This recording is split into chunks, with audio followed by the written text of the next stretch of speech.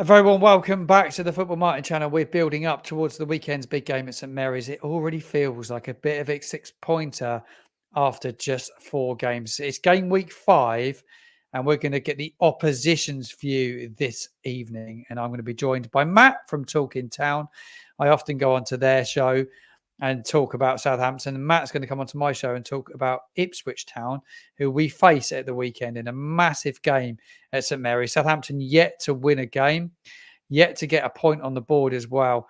And no better man to join me this afternoon with this tea time to chat all things Ipswich Town. Matt, thank you very much for coming on my show this evening. You're welcome. It's good to be here. I mean, you've been on our show countless times, Martin, so I've got to return the favour, right?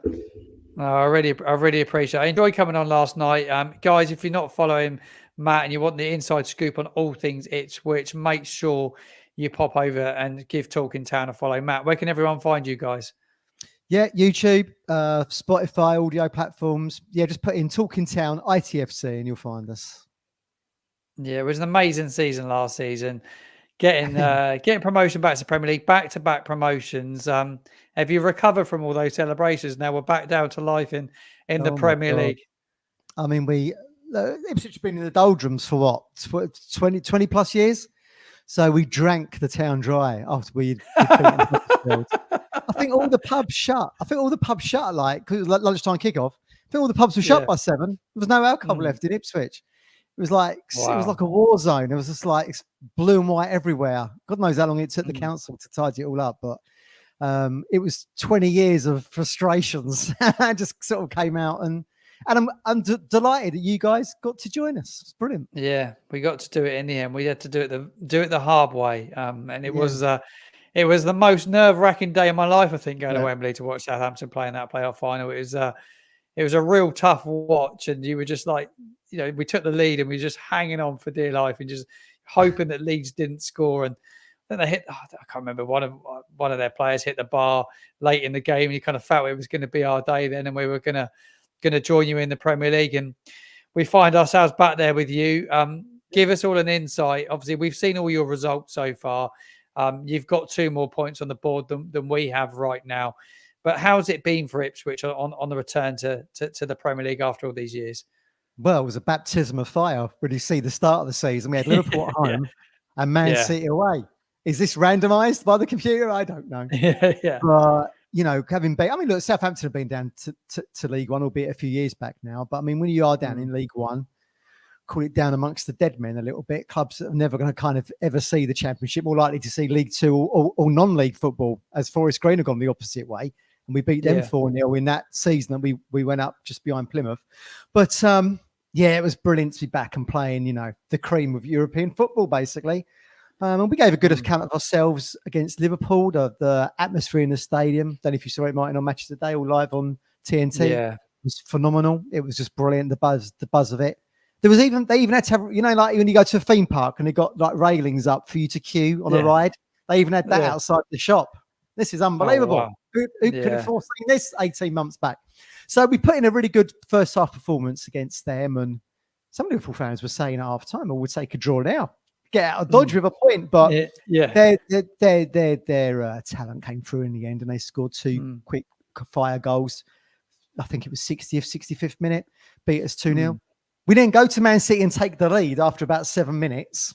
With our only shot with the goal as well. Our only shot of the game. A very good goal, actually. It was a through ball from Ben Johnson, who we got on a free from West Ham. And Snodix was 1-on-1 with the keeper and slotted it in. And then within 5 minutes, I think we were 3-1 down. It's just the Premier League is brutal, isn't it? It is just unbelievably unforgiving, isn't it? Haaland, that was the first of Haaland's 2 hat-tricks he got in a week, mate. Do you know what I mean? Then he gets another one at West Ham the following week. So we did okay in the second half in that game. Well, the City were consolidating, really. They were 3-1 up and they knew they had the points.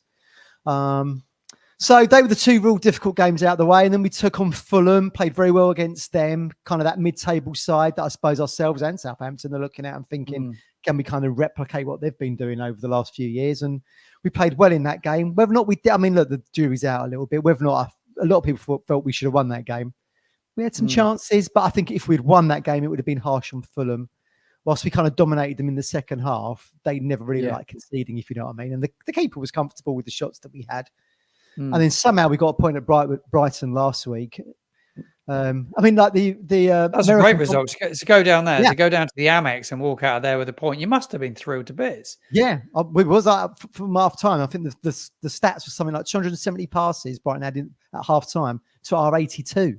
Now we used to having kind of dominated League One and the Championship with our kind of possession play, quick fired possession play. We're used to those stats being around the other way. Not used to being on the end of it. And we had to rely on Muric, our goalkeeper that we got from Burnley in the summer, 8 million Kosovan, to make. What's he been like, Muric? Has he been impressed? He looked good in pre-season.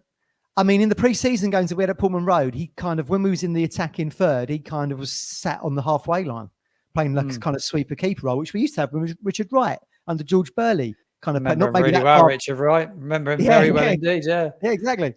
Town legend. And so it's a return to that really. But in the Man City game, he was probably culpable for 2 of the goals. One he miscontrolled on the edge of the box that allowed De Bruyne to score a comfortable open goal, really. And another one, he came tearing out against Haaland. Haaland nudged the ball past him and stuck it in the net. So, he arrived with fanfare. People was excited by him. You know, a real good sweeper keeper. Probably a step up from Hladky, who we had in our championship campaign. Really good with his feet. And I think this was a step up from that. But first impressions, isn't it? I mean, he doesn't play in the Liverpool game, Muric, because he had a thigh injury. So Christian Walton played in that. Muric returned for Man City, makes the mistakes. Now everyone thinks he's the worst thing ever. But now he's how they feel. I mean, fans are fickle, aren't they? They're like, why did we get rid of Hladky? Oh, bring back Walton, just because he's made a couple of errors. He actually made a very good save from Haaland in the second half. A really good point-blank range header. It was an excellent save. And then he makes these 2 saves against Brighton, and now he stocks back up to where it was at the start of the season. Everyone's giving him 10 out of 10. But that's the nature of a keeper, though, isn't it? One week they're making mistakes and everyone wants them gone. The week after, they're saving you 3 points, aren't they? So, I mean, that's just the nature of it. But yes, we're lucky probably to get out of Brighton with a point, in all honesty. Look, Delap goes on a run of about 80 yards down the right flank as a shot. It's the bloody post. Nearly snatched it. That probably would have been a robbery, I think. But, we all celebrated that draw like it was 3 points because it looked like at half time that it was one-way traffic, basically. But we defended very well. And, for that reason alone, we probably did deserve a point because Brighton couldn't penetrate it. So there you go. Yeah, you made a lot of signings in the summer. Talk to us about the transfer business that was done. Is it going to be an unrecognisable Ipswich side that we will see at St Mary's on the weekend compared to what we saw at Portman Road back at April time? It was Easter, wasn't it? We played you at Portman Road. Yeah, what a game that was. Fantastic. It was an unbelievable game, wasn't it? If for an Ipswich fan, it was brilliant. It was it was just a hand-in-head moment. It was just... Yeah, I'm sure. Oh. Yeah, I'm sorry about that. Look, we were saying on Talking Town last night, I would say probably that Jeremy Sarmiento goal and the scenes that we had in the home end and outside the stadium, etc., etc. I mean, probably in the 40 years I've been going Portman Road, man and boy, probably top 5 moment. Wow. Because it felt like, when you have been in the doldrums like Ipswich have, Sky always called us like the stately home of English football and this kind of manor house out in the countryside, which we are, obviously, East Anglia. But it's kind of like been boarded up, not open to the public for the last 20 years. And suddenly our American owners came in and the doors are open and had a fresh lick of paint. And here we are in the Premier League view. But yes, the team will look a little bit different. I mean, certainly Muric in goal would be different to Hladky. I mean, the 2 centre halves we brought in who played on Saturday against Brighton was Jacob Greaves from Hull and Dara O'Shea that we got from Burnley. Was Dara O'Shea the man of the match? I saw his ratings over on Flashscore. He rated the highest out of any Ipswich player the weekend. Oh yeah, he played very well. I mean, him and Greaves that was their first partnership together. That was O'Shea's league debut. Greaves has been a mainstay since he come in from Hull, where he was Player of the Year. But I mean, I think O'Shea's got a lot for Axel Twanzebe, who plays right back. I think he plays against Southampton. I'm not 100% certain in that championship game. But certainly he's kind of made that, even though he came as a centre-half, having been let go by Man United. He's playing right back now? Yeah, he's playing right back at the moment. Yeah. when we got done by Leeds 4-0 round last Christmas, he played in the centre half position. Looked like a fish out of water a little bit. So McKenna plays him on the right hand side. He's sort of rotated with Ben Johnson. We have Harry Clark as well, who came through our academy, went to Arsenal, and then come back again. But he's been out with injury. So Twanzabe's in there, right? He played very well against Brighton. He was a lot of people's man of the match, actually, Twanzabe. Think of a kind of Titus Bramble style figure, but maybe without the mistakes and passing to the opposition, which Titus used to do for us. But he's an absolute unit, and he's got pace. And I think it was Matoma on that left side for Brighton. Couldn't get. He's a very good player. Matoma's a very good player as well. I think that Fabio Herzl after the game said, "Look, Matoma's not used to going up against right backs of that quality in Twanzabe." And I think he'd keep his spot then the weekend, wouldn't he, if he spoke about in that light. I would say so. And then we have two in the midfield. So last season that would have been Sam Morsey, who's our captain, first name on the team sheet, really. Yeah, he's an outstanding player. Outstanding player. Yeah, probably a bit of a dying breed in the Premier League now. He's kind of that sort of Roy King style enforcer, I suppose. Yeah. And last season he'd have had Massimo Luongo with him, but we've obviously bought in. I mean, who could have foreseen this 18 months ago when we were playing Forest Green? But we bought in Calvin Phillips on loan from Man City, £45 million player here for the season. I mean, obviously he was England Player of the Year, wasn't he, on the back of that Euro 2020 campaign that actually took place in 2021.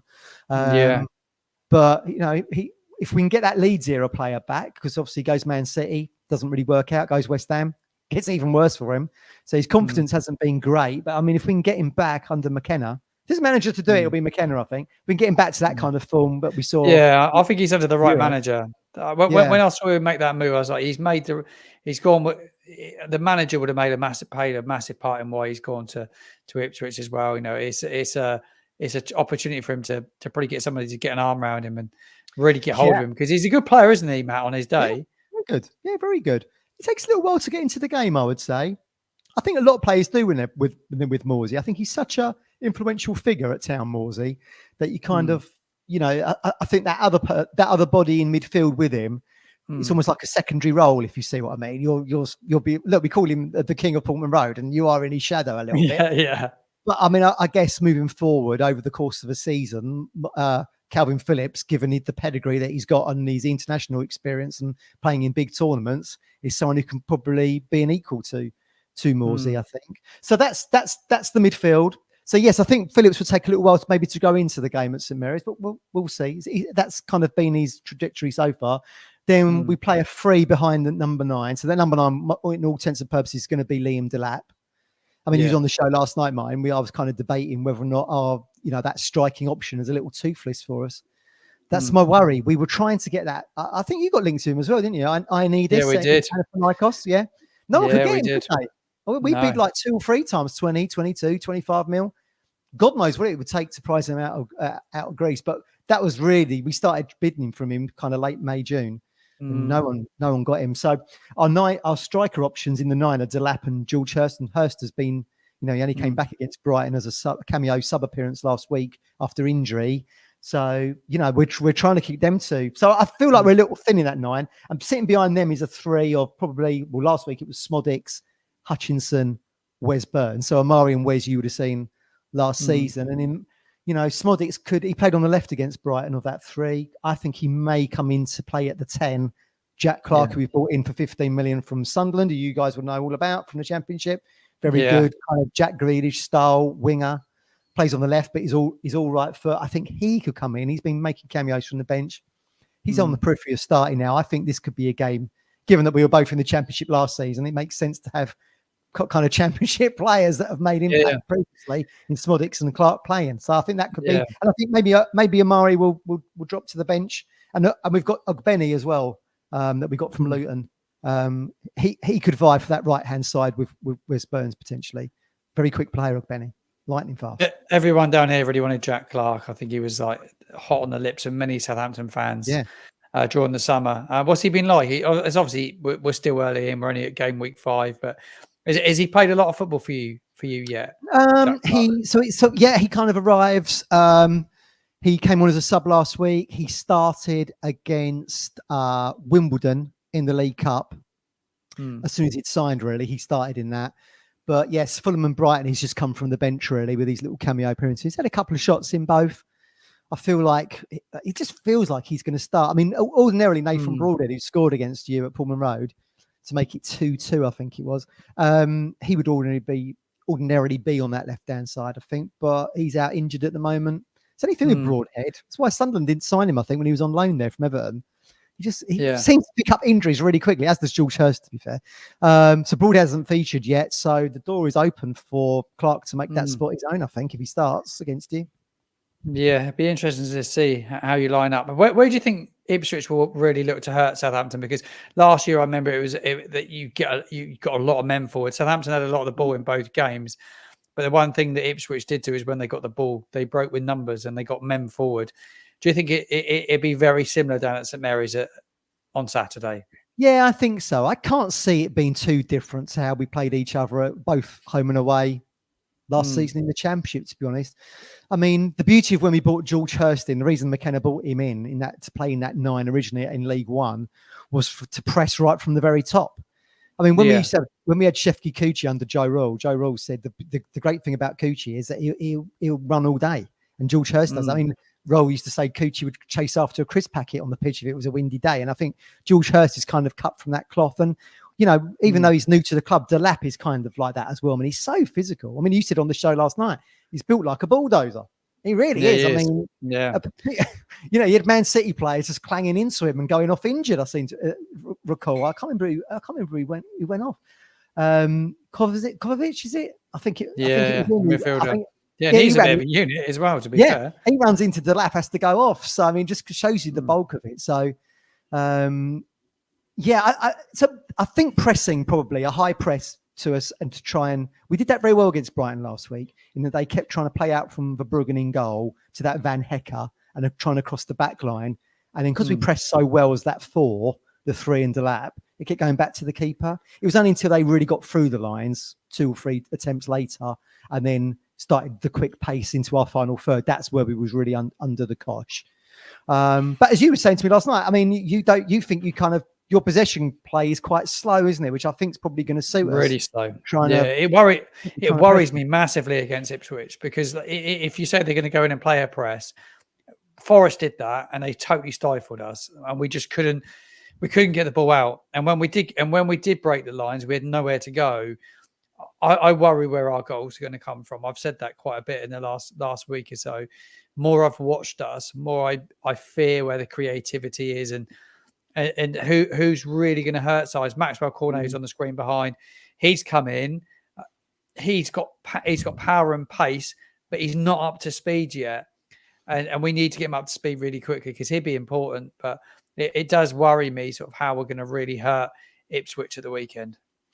Yeah, I mean, defensively, like I say, we've been pretty good, to be honest with you. I mean, obviously against Liverpool, Man City, we do concede quick fire goals. Liverpool score 2 in 5 minutes. Man City scored 3 in 4 minutes. But we conceded against Fulham, but stood firm there. And then Brighton, we survived that onslaught. So it'd be interesting to see. If, well, first of all, if Greaves or O'Shea both start again. They look very good as a pair against Brighton. So they can only build a partnership if they're playing games together, I guess. I've got a feeling that they probably will. But yeah, I mean, in terms of the counter, I mean, the pace going forward, like I say, if Smodics is in there, a Clark, a Hutchinson, a Burns, they're all very, very fast. And like I say, there's Ogbeni as another option as well. And he was recorded as, I think, till that Mickey van der Ven come in at Spurs, I think he still held the record as the quickest Premier League player across a certain distance. I mean, I expect him maybe to start from the bench. But who knows? I mean, that is a great weapon for us to bring off the bench. If you're going to bring up Murray Hutchinson and Ogbeni off the bench with 20 minutes to go, then I hope I hope your defence's legs ain't too dead, because that's going to be quite difficult for you, I would have thought. Yeah, how do you feel about the game going into it? Do you feel that you're edged? When you look at the two teams, you've seen a bit of us. You've got the 2 more points than us already. We've only scored the once. We've got nothing on the board yet. How do you see it going? Like your gut feeling? Well, I mean, look, I'm the same as you, really. And I said on the show last night, I do worry about where the goals are going to come from, because we have scored nearly 200 goals across the last 2 seasons, 101 in League One, and nearly the same amount of points, and in 90-something last season. So we're used to finding the net. But I mean, the step up to the Premier League is very difficult, and you're playing against elite / Champions League international players, week in, week out, pretty much. So the jump is there. And, we've got players that have scored previously in the Championship. Delap, Amari Hutchinson, Wes Burns, Smolek, etc., etc. Huge question mark whether or not they're going to do it in the Premier League over the course of a season. I have fingers crossed and touch wood. I hope they do. But yes, I mean, going back to the point, Ipswich, Southampton, Championship fixture last season might get. It feels like a 6-pointer, doesn't it? Already, does it to you? It kind of does to me. Yeah, I think a lot of fans. A lot of Ipswich about it, isn't it? I think a lot of Ipswich fans are looking at it through blue tinted spectacles and a sense of entitlement a little bit. Oh, we'll just go. We beat Southampton twice last season. We'll beat them again. You're looking at the game thinking, bloody hell, we haven't won a game yet. We need points on the board. We could do it against a side that, we had 2 close games against last season. I do feel like this could, I mean, I did say, I was thinking 1-1, like as you said on the show, but I do feel like we could possibly edge it 2-1. Maybe Delap and someone getting off the mark is maybe my prediction. But I mean, I do like Southampton, and I hope we both can stay up. I'm one of the few Ipswich fans who actually likes Russell Martin. I just like him as kind of a character. He's a different kind of character, and he calls it like it is, doesn't he? And there's a lot of pressure already by our fan base, which is mad, really. People have very, very, very short memories in football, don't they? It was only 5 games ago. We were at Wembley, beating Leeds in a playoff final, getting promoted back to the Premier League, and we're 5 games down the road, and everybody's calling for his head. It is quite incredible, really. The Premier League is a massive jump, I know, but you can't stop chopping managers after 5 games on the board. It's ludicrous. Yeah, it is ludicrous. Yeah, I think McKenna's got so much goodwill in the bank at Portman Road from taking us back to back. I mean, we could probably finish bottom of the table with no points, and people would be gutted if he left. Do you know what I mean? I mean, he's on the Mount Rushmore of great Ipswich managers. Really, he's up there for us. But I mean, look, you got off to a slow start in the Championship. I know it's a different level, but I mean, he come in. Yeah, we did. Martin, really slow start. And then suddenly he got you firing, and it was 25, 26 games, club record, 100-year record broken, or whatever it was. So I think you've got to give him some time, haven't you? I think, and I think he's got a bit of credit in the bank. I really do. I think he, and I was thinking about it yesterday after coming on your show last night. I thought about it a lot, and I was thinking, if we brought another manager in, they might change the style of play, but are the players good enough? Do they have the weapons, to score goals in the Premier League, to keep clean sheets in the Premier League, to get you points? Because the gap in the 2 leagues, Matt, you're seeing it already. It's an unbelievable jump, isn't it? It really is unbelievable, which is why really supporters should just tailor their expectations a little bit. I mean, it's such a huge jump. Look, we never expected to go from League One into the Championship and then straight into the Premier League. So we've kind of like won the lottery a little bit. And that's for me is why, if we were to get relegated, then I wouldn't be too gutted about it, because you go down with the parachute payments, you're in a great position to bounce back. Although I think if we were to go down, I think McKenna would probably depart for somewhere else. I mean, look at Company, takes Burnley down, gets the Bayern Munich gig. So I mean, it's unbelievable, isn't it? Relegation on your CV doesn't seem to matter too much anymore. But they're looking for managers that play a specific style of football, aren't they? Now, clubs they're not necessarily. I think like Russell Martin's highly thought of because the style of football he plays. The same with Vincent Kompany. It wasn't necessarily about what he did; it's what they feel he could do with better players, almost. Yeah, exactly. And it's such a huge game for Martin to be able to get 3 points on the board, your first Premier League points back, and us to try and get our first win as well away from home. I mean, we said on the show last night, I mean, we're sat on 2 at the moment. You've got a lot of clubs just above us going into mid-table on 4. They're not all going to pick up points. If for Ipswich to suddenly pick up to go to 5 points, suddenly you're in a kind of a mid-table mix. I mean, certainly if Southampton are to get 3 points, then that's going to shoot you up the table, I would have thought. So, I mean, it's high stakes for both clubs. Yeah, it is high stakes. I see it being more pressure on us than you. We're at home in front of our home fans. You've got points. We don't. I think the pressure's on us big time. Matt, I really appreciate you coming on. It's been superb to get your views on all things Ipswich Town tonight. And thank you for your honest opinion. So your final score prediction, you're going to go with a 2-1 victory, Town?